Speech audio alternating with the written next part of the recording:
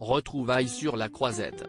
En couple de 1998 à 2003 et parents de la jeune Anna, Benoît Magimel et Juliette Binoche ont fait leur apparition sur le tapis rouge du Festival de Cannes ce mercredi.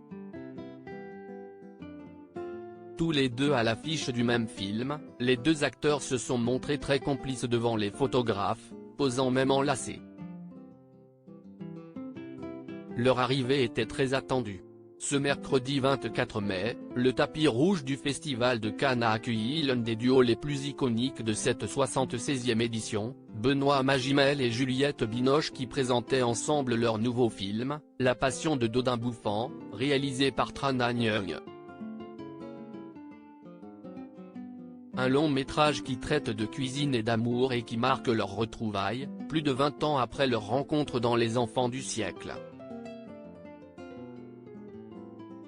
Et les deux acteurs, qui ont partagé leur vie jusqu'en 2003, semblaient ravis de ces retrouvailles justement.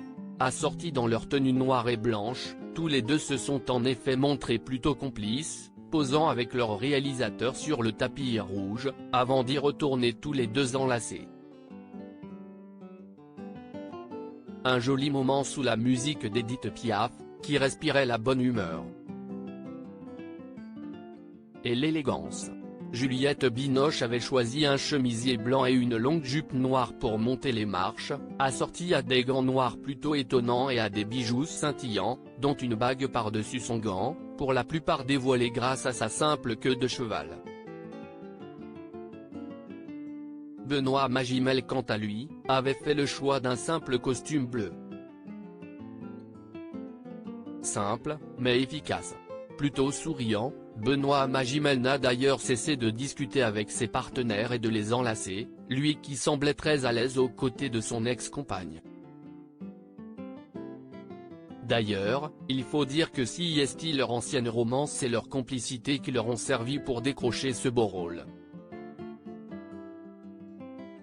En effet, le réalisateur d'origine vietnamienne a voulu réunir l'ancien couple pour l'intimité déjà créée entre eux. Sachant qu'ils ont partagé leur vie pendant plusieurs années et qu'ils sont parents d'une jeune Anna, aujourd'hui âgée de 23 ans, on imagine qu'il n'a pas été trop compliqué de tourner certaines de proximité. Sûrement très fière de revoir ses parents ensemble, Anna Magimel, actrice en herbe, ne semblait pas présente à leur côté.